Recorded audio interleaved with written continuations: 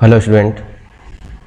Previous video में हमने पढ़ा था ऑब्जेक्ट ओरिएंटेड प्रोग्रामिंग लैंग्वेज क्या होती है, उसकी हिस्ट्री के बारे में पढ़ा था हमने और उसकी इम्पोर्टेंस क्या है उसके बारे में हमने थोड़ा बहुत देखा था।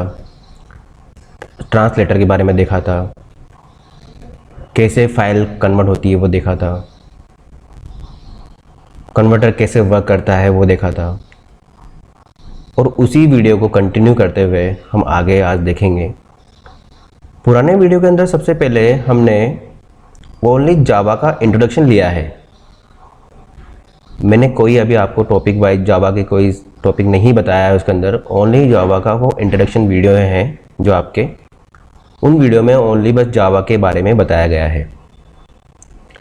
आज के इस वीडियो में हम बात करेंगे आगे कि जब जावा डेवलप हो गई थी, जावा का जब डेवलप कर दिया था जेम्स गॉसलिन और उनकी टीम ने, तो उसका जो फर्स्ट वर्जन था वो था JDK 1.0 जो जनवरी 23, 1996 में मार्केट में आया।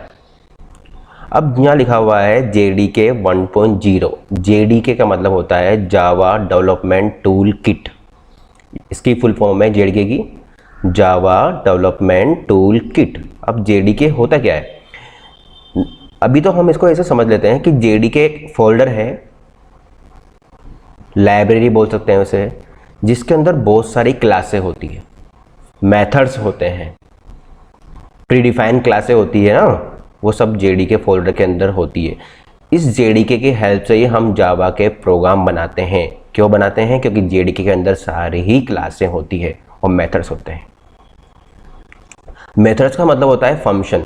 जो हमने सी में पढ़ा था फंक्शन, सी के अंदर बोलते हैं फंक्शन, और जावा में ही फंक्शन को क्या बोलते हैं? मेथड्स बोलते हैं। अगर मैं कभी आपको मेथड या फंक्शन बोल रहा हूँ तो उसका मतलब एक ही है, जावा में मेथड्स बोला जाता है फंक्शन को। तो JDK 1.0 जब रिलीज हुआ तो उसमें एडिशनल फीचर्स बहुत सारे ऐड किए गए। इसकी हेल्प से mobile application, enterprise application, web application, window application, ऐसी बहुत सारी एप्लीकेशन हम बना सकते थे। तो जावा शुरू से ही एक इम्पोर्टेंट लैंग्वेज थी और सिक्योर लैंग्वेज थी, जिस पर जेम्स गॉसलिन और उनकी टीम ने काम किया। ऐसे JDK और JRE ऐसे बहुत सारी टर्म्स है जावा के अंदर, जिस पर हम आगे बात करेंगे। जैसे जैसे हम जावा को आगे पढ़ेंगे, आने वाले वीडियो में आपको इनके बारे में धीरे धीरे नॉलेज हो जाएगी। ये सब रिस्पॉन्सिबल है जावा के प्रोग्राम को बनाने के लिए, रन कराने के लिए। इनकी हेल्प से ही आप कोई पर्टिकुलर एप्लीकेशन डेवलप कर सकते हैं जावा के अंदर। जावा प्रोग्राम को बनाने के लिए हम ID का यूज करेंगे, जो मैंने आपको बता दिया था, या तो हम नोटपैड का यूज करेंगे या नेटबीन्स का। लेकिन मैं आपको दोनों में ही प्रोग्राम बता दूंगा, जिससे अगर आप इसको जावा के प्रोग्राम बनाना चाहें तो आसानी से आप बना सकते हैं। बात करते हैं आगे कुछ वर्जन्स की। JDK alpha and beta version, JDK 1.0, 1.1, ये सारे क्या हैं? वर्जन है। और आपको दिख रहा है यहाँ पर JDK, J2 SE, जावा SE, ये क्या है? ये जावा के टाइप्स है। जावा को 3 कैटेगरी में डिवाइड किया गया है, जैसे कि जावा SE मतलब standard edition, Java ME micro edition या मोबाइल एडिशन, और एक क्या है?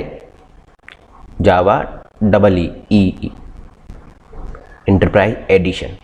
इंटरप्राइज एडिशन हो, स्टैंडर्ड एडिशन हो या माइक्रो एडिशन हो, जावा की अलग अलग फील्ड में हम कोई भी एप्लीकेशन को डेवलप कर सकते हैं।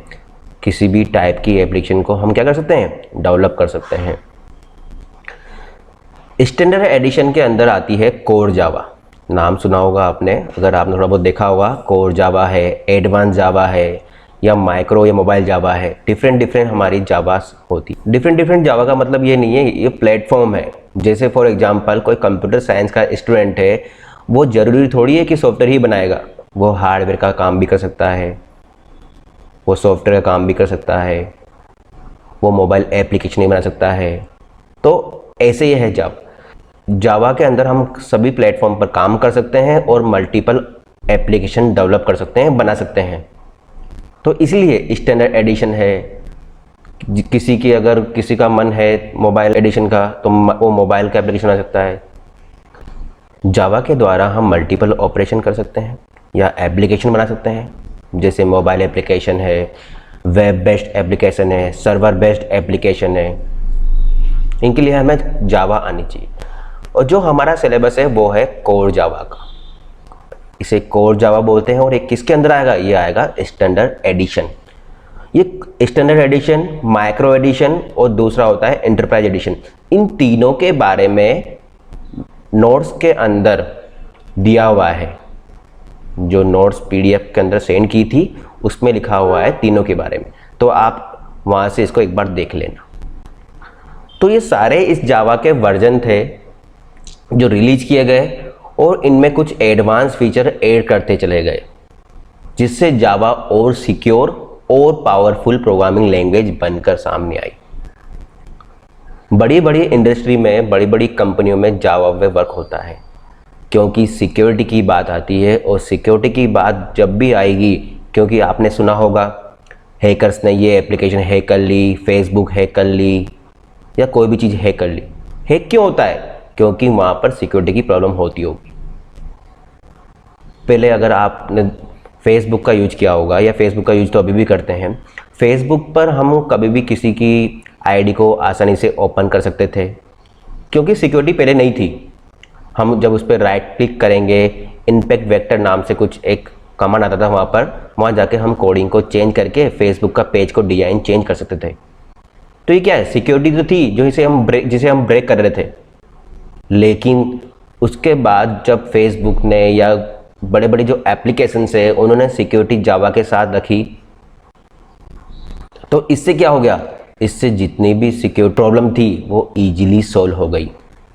तो इसलिए जावा एक इम्पोर्टेंट प्रोग्रामिंग लैंग्वेज है। चाहे बात करें हम प्लेटफॉर्म इंडिपेंडेंट की, सिक्योरिटी की, या मल्टीपल ट्रांसलेटर की, जो इन पर काम करते हैं। जावा एक सिंपल लैंग्वेज भी बोल सकते हैं हम, एक सिंपल लैंग्वेज भी है जावा, क्योंकि अगर हम कंपेयर करें सी लैंग्वेज से, तो सी लैंग्वेज के प्रोग्राम में और जावा के प्रोग्राम में थोड़ा सा डिफरेंट है, और इसलिए जावा थोड़ी सिंपल लगेगी हमें, क्योंकि इसके सिंटेक्स सिंपल है। इसके जो जावा के सिंटेक्स है वो सी और C++ लैंग्वेज से लिए गए हैं। तो आप आसानी से जावा को सीख सकते हैं। इसके लिए आपको कुछ नहीं करना, बस नॉर्मली आप इन वीडियो को देखते चले, और जैसे जैसे मैं प्रोग्राम बना रहा हूँ या कोई टॉपिक वाइज आपको समझा रहा हूँ, आप उन्हें पढ़ते चले, ताकि आपको कोई जावा सीखने में कोई प्रॉब्लम नहीं होगी। वर्जन समझ में आ गया आपको? अब मैं आपको एक बार वापस रिवाइज करा देता हूँ कि हमने पढ़ा हुआ क्या था। जावा के बारे में बताया था मैंने कि जावा डिपेंड करता है क्लास और ऑब्जेक्ट पे, क्योंकि जावा एक ऑब्जेक्ट ओरिएंटेड प्रोग्रामिंग लैंग्वेज है। जावा के अंदर जितना भी डेटा होता है वो ऑब्जेक्ट में सेव होता है। जावा एक सिक्योर लैंग्वेज है, क्योंकि इसके अंदर कंपाइलर और इंटरप्रेटर भी होता है। अब सिक्योर क्यों है? क्योंकि इसके अंदर क्लास फाइल बनती है। क्लास फाइल के अंदर क्या होता है? बाइट कोड होता है। बाइट कोड कोई मशीन समझती नहीं है, मशीन को समझाने के लिए इसे इंटरप्रेटर किया जाता है। मशीन को समझाने के लिए क्या किया जाता है? इंटरप्रेटर किया जाता है। मैंने आपको बताया था जावा के कंपाइलर का नाम क्या है? जावा सी है, और इंटरप्रेटर का नाम क्या है? जावा है। जब हम डोस में प्रोग्राम को रन करवाएंगे, एग्जीक्यूट कराएंगे, तो मैं आपको वहां बताऊंगा कि जावा सी और जावा कैसे काम करते हैं। क्लास फाइल के अंदर बाइट कोड हो गया था, बाइट कोड देख लिया हमने। उसके बाद हम जावा के प्रोग्राम को हम मल्टीपल ऑपरेटिंग सिस्टम पे चला सकते हैं इजीली। तो ये सब जावा की सिक्योरिटी के लिए इम्पोर्टेंट टॉपिक थे हमारे पास। मैंने जावा की हिस्ट्री के बारे में पढ़ाया आपको कि जावा कैसे बनी, किस लिए बनी थी, कब बनी थी, किसने बनाया था, इसके पीछे क्या स्टोरी थी, वो भी मैंने आपको समझा दी है। जहाँ तक हमारा जावा का इंट्रोडक्शन कंप्लीट हो चुका है। आगे हम बात करते हैं IDE की। IDE for Java coding and development and programming. IDE जो क्या होता है, इंटीग्रेटेड डेवलपमेंट एनवायरनमेंट। IDE क्या होता है, इंटीग्रेटेड डेवलपमेंट एनवायरनमेंट, जहाँ पर हम कोडिंग करते हैं, कोई भी एप्लीकेशन डेवलप करते हैं, जहाँ पर हम प्रोग्राम बनाते हैं। कौन कौन से हैं, नेटबीन्स है, लिप्स है, एंड्रॉयड स्टूडियो है, JEdit है। बहुत सारे ऐसे IDE होते हैं जो जावा के प्रोग्राम बनाने में हेल्प करते हैं। हम इनमें से हम नेटबीन्स भी यूज कर सकते हैं, एलिप्स भी यूज कर सकते हैं, नोटपैड भी यूज कर सकते हैं। सिंपल टेक्स्ट एडिटर, नोटपैड क्या है हमारा, सिंपल टेक्स्ट एडिटर। अगर हम नोटपैड पर जावा के प्रोग्राम को बनाएंगे तो हमें उसको चलाना पड़ेगा कमांड प्रॉम्प्ट से। कमांड प्रॉम्प्ट जानते हो, CMD लिखते हैं अपन रन विंडो पे जाके,